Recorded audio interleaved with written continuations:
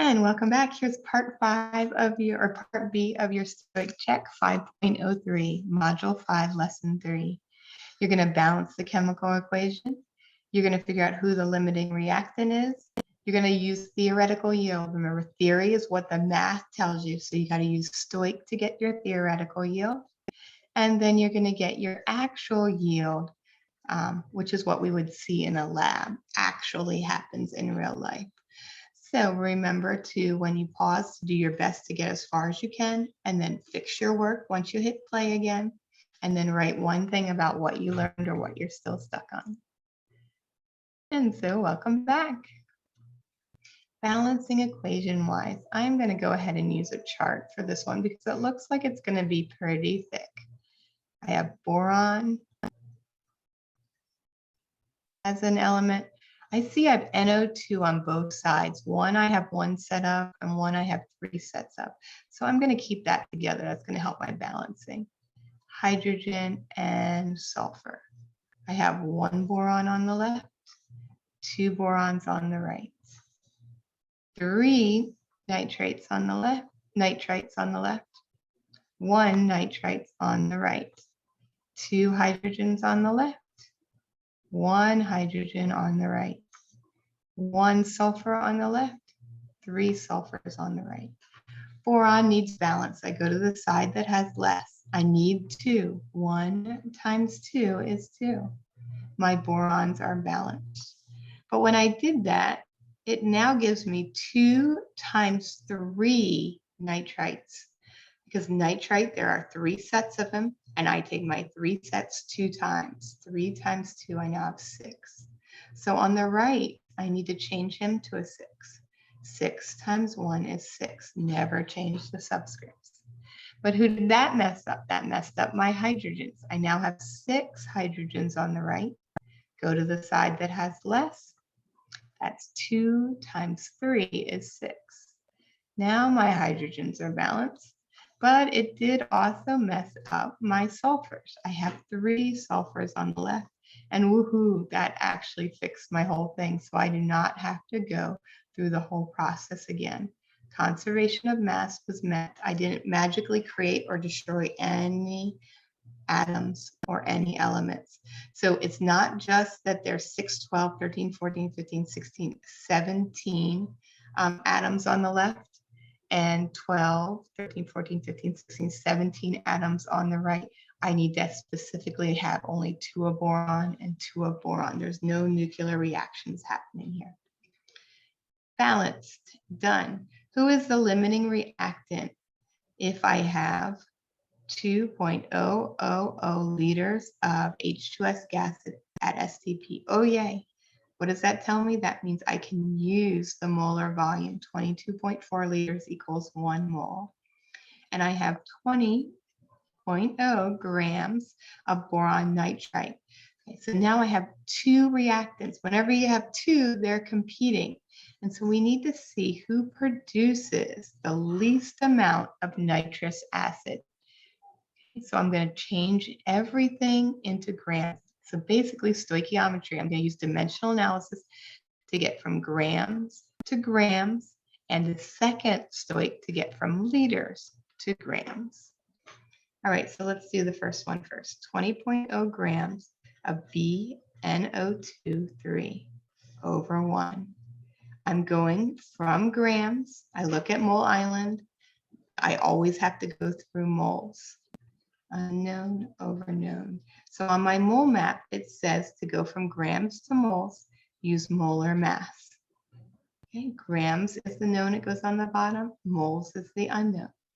Once I'm at moles, okay, which is what I'd be here when I cancel, then I need to use the mole ratio to get from moles of BNO2 times 3 to moles of what I'm solving for, the nitrous acid. Okay. What's the rule? Known goes on the bottom. So moles of BNO2, 3 is on the bottom, and what I want to try to find, my unknown, is moles of HNO2. And then my third reaction is I have moles of HNO2, that's my new known, and it wants me to get to grams. That's multiplied by molar mass. Moles goes on the bottom, it was my known. Grams goes on the top. All right, so I need molar masses here. B, there's one B, there's 3 N's because I distributed, there's 6 oxygens. 10.81 plus 3 times 14.01 plus 6 times 16.00, and I get my answer of 148.84. Okay. So that is the molar mass of boron nitrite, 148.84 grams equals 1 mole. Moles goes on the top, 148.84 goes on the bottom. Mole ratio. Mole ratio means look at the coefficients or the big numbers in the chemical reaction. There are 6 HNO2s and there are 2 BNO3s. Okay, and you know what? I can actually simplify right here. Okay, and that's going to give me less calculations I have to do later.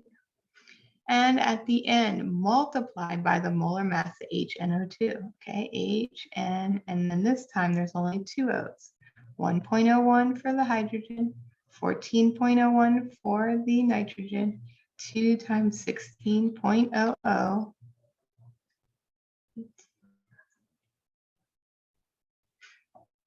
47.02.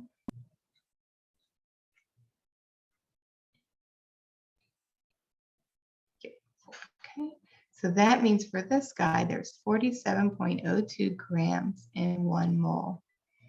All right, 20 times 1 times 3 times 47.02 gives me a numerator of 2821.2 and my denominator of 148.84. 2821.2 divided by 148.84 gives me an answer of 3 sig figs, 19.0 grams. Okay, so 20 grams of boron nitrite gives me 19.0 grams of nitrous acid. So now I have to do my second stoich. This time I start as my known 2.000 liters of H2S, and I have to convert him. I start off on volume island because I have liters as a volume, and it says to divide by molar volume. 22.4 liters is 1 mole. I still need my mole ratio. I start with my known, that goes on the bottom. My unknown goes on the top. Unknown coefficient is 6 again. Known coefficient this time is 3. I can still simplify. 6 divided by 3 is 2 this time. 3 divided by 3 is 1. Now I have moles of HNO2, but I need grams. So I'm actually just going to steal that same thing that I had over here because grams is my unknown, so it goes on top. Moles is my unknown, so it goes on the bottom. So there are some duplicate things in here. Okay. What am I left with? On the top, 2 times 1 times 2 times 47.02. And that gives me on the top 188.08. And on the bottom, 22.4. 188.08 divided by 22.4 gives me 8.3 sig figs, 40 grams. Who created less? The H2S created less. So that is my limiting reactant. Okay? So that means my reaction stopped when I got to 8.40 grams of nitrous acid. Okay, I was not able to keep going because I did not have enough H2S to keep going. So this guy was never created. So I'm going to clear my screen now, and then I'm just going to rewrite back the 8.40 grams of nitrous acid. 8.40 grams of nitrous acid. That is what I was able to get from the reaction. Okay, that's my theoretical yield. Okay, 8.40 grams of HNO2. That looks like 2 N's. All right.